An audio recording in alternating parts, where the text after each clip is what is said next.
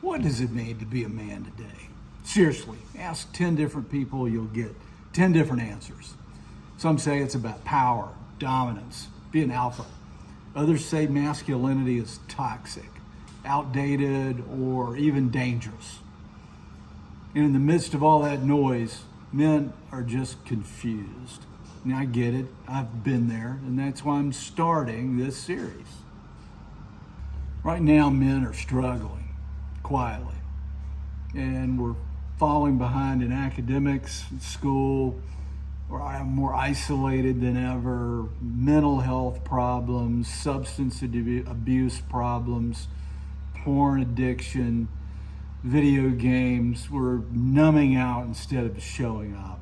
And instead of being mentored, we're left with TikTok mentors, influencers, rather, that are yelling at us to be a man. And when I look at them, I'm wondering, these are what we have? These are the best? I don't get it. What the hell? Worse, we've been raised by a system that doesn't actually teach us masculinity anywhere. Most of us were raised mostly by women. And I love women. This isn't a knock on them, but our dads were always at work, bringing home the bacon. My dad left on Sunday evening and had to go to a different city to work, and we saw him again on Friday night. So I was raised, my mom had to fill that void, and she did a great job. She taught me right from wrong, and she did her best to teach me what it meant to be a man. But there's a problem there. Women can't teach us to be men. They can't model that masculine presence because it's not theirs to carry. They teach us how they think a man should behave, but it's not authentic to us. So there's a problem. There are bright spots, there's sports, there's things like Scouts, and there's usually men there, and they try and do what they can, but it's not always right either. And then finally, there's the military. I'm a product of the military myself. And sometimes they do well, but to be honest with you, sometimes they don't. The Marine Corps, in the final analysis, is there to kill people and break things, not to model and teach masculinity.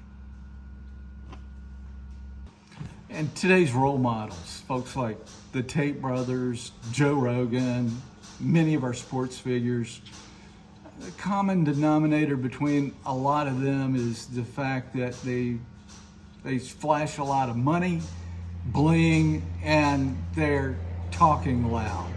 How loud they can talk.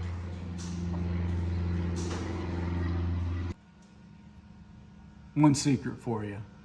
The best leader is never the loudest guy in the room.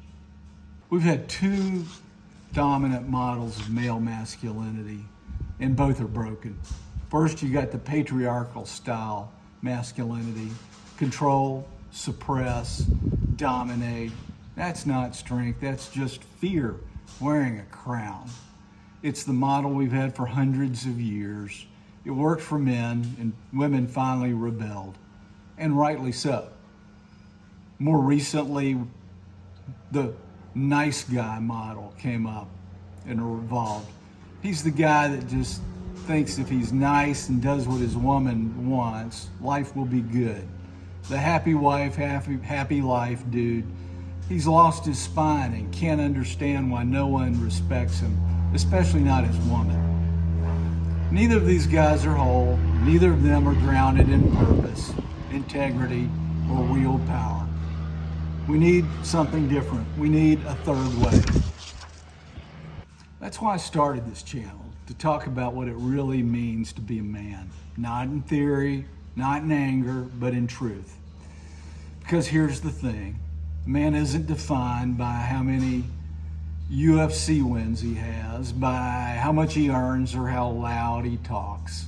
Not everybody can be a Navy SEAL, but a man is defined by how he shows up, by how he holds himself steady when life gets hard, by how he responds with clarity instead of reacting from fear.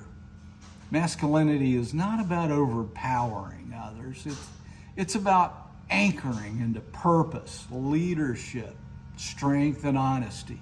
It's about being able to protect, provide, and still stay connected to your heart.